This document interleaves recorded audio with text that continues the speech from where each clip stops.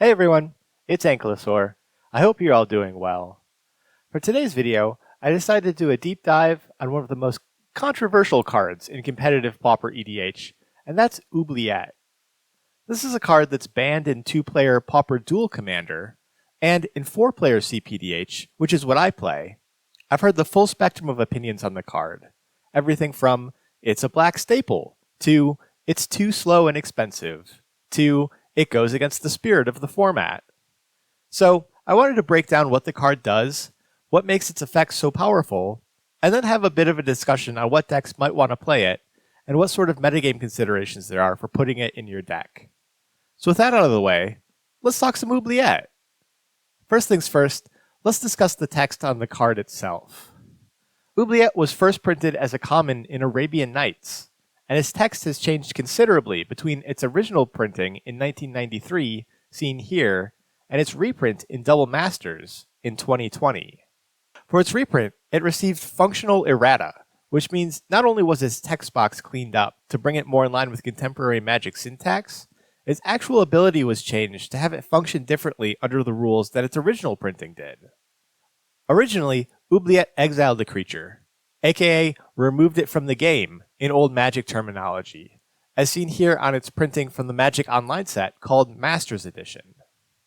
However, it exiled it in a weird way, leaving any auras and counters on the creature unaffected, such that if the creature came back to the battlefield, those buffs would return too. This made for some clunky rules text and gameplay, and as Magic's head designer Mark Rosewater notes in his Double Masters article, the templating of Oubliette was so wordy that it wouldn't fit on a printed card. So this brings us to Oubliette's current Oracle text, which is as follows. When Oubliette enters the battlefield, target creature phases out until Oubliette leaves the battlefield. Tap that creature as it phases in this way. But what does that mean? Phasing was a keyword from the Mirage block back in 1996. It was an ability found overwhelmingly in blue, and often on creatures that were undercosted for the time, although it appeared on some spells and enchantments as well.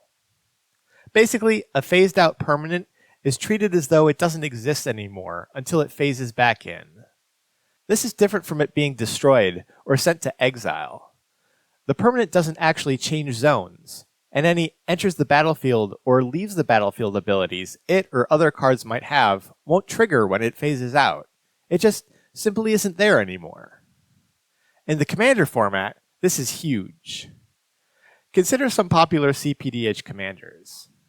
Normally, you can tag a Malcolm with a Lightning Bolt, or Oblivion Ring a Dargo or a Teshar, and temporarily remove those commanders from the battlefield.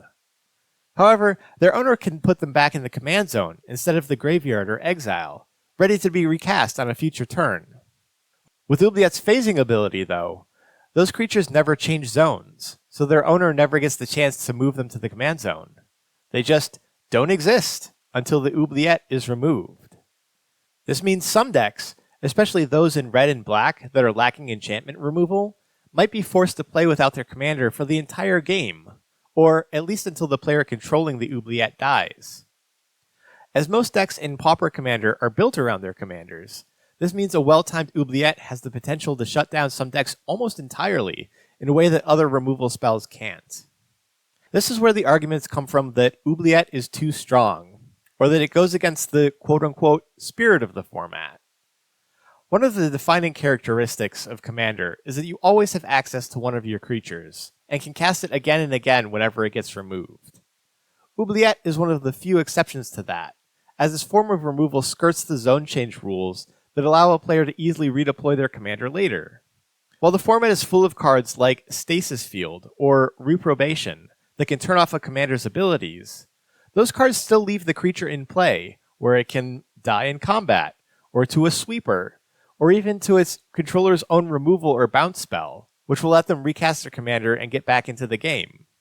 As I mentioned earlier, Oubliette is also banned in the 2-player Pauper Dual Commander variant of PDH. This is for the aforementioned reasons, and also because its effect as currently written has never been printed at Common. When Oubliette got its Double Masters reprint and errata, it was upshifted to Uncommon. Because of its Arabian Nights printing, it still counts as a common for deck building purposes, but considering that its ability's interaction with commander creatures has changed dramatically since its original wording, one could make the argument that Oubliette 2.0 is a very different card, and one that only exists as an uncommon.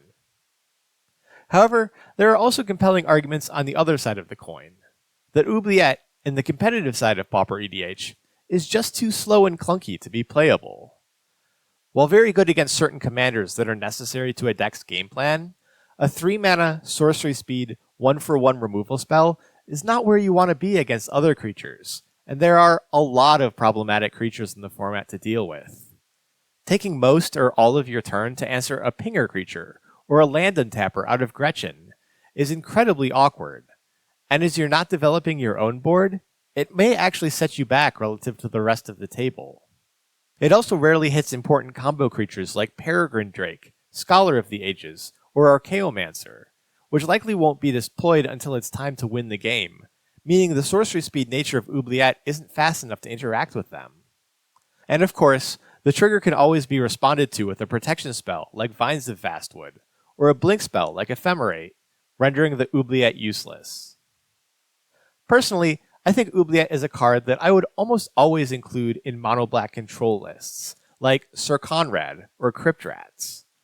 The ceiling of the card is just so high, being able to throw someone completely off their game plan until they can find a way to destroy your enchantment, which is historically one of the more difficult permanent types to deal with.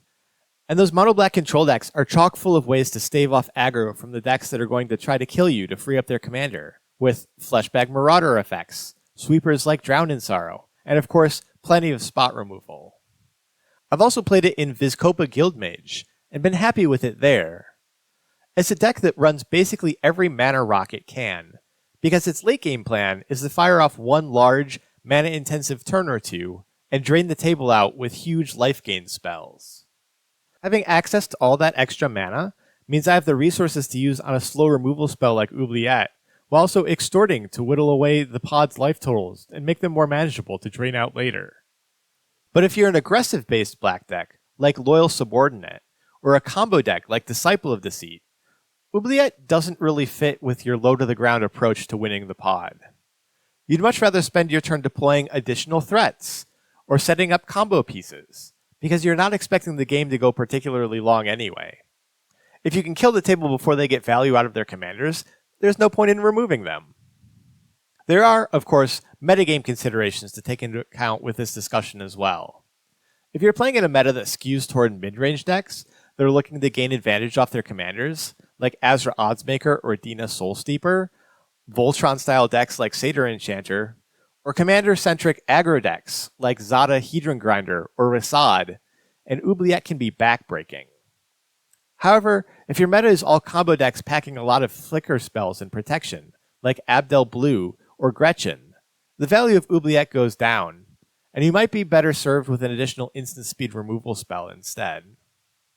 As far as playing against the card goes, I will say that if you know your strategy is particularly susceptible to Oubliette, I'd recommend including a couple flexible answers to it when building your deck, so you don't wind up getting got and shut out of the game. This could be anything from bounce spells that can hit enchantments, like Echoing Truth or Moonsnare Prototype, to free your commander up for an important turn, or more protection spells like Stave Off that will save your commander once it's targeted by Oubliette's trigger, to straight-up enchantment removal, like Return to Nature, Destroy Evil, or Feed the Swarm, which have additional applications against a variety of decks, and are great cards to have in your 99 regardless. Anyway, those are my thoughts on Oubliette. I think it's a very strong removal spell to pack in certain competitive black decks, but I also don't think it's too oppressive to be considered for banning in multiplayer PDH. It is, at the end of the day, a kind of expensive, slow removal spell, and while its effect is a uniquely powerful one, some slight adjustments in deck building and tight play should allow anyone at the table to still stand a chance against their commander getting thrown in the hole. As always, please let me know your thoughts in the comments on this or any of my other videos. I'd love to hear what you think about this card and its place in competitive Pauper EDH, and we can continue the discussion down below. Thanks so much for watching, everybody, and I'll be back soon with another CPDH video. Bye!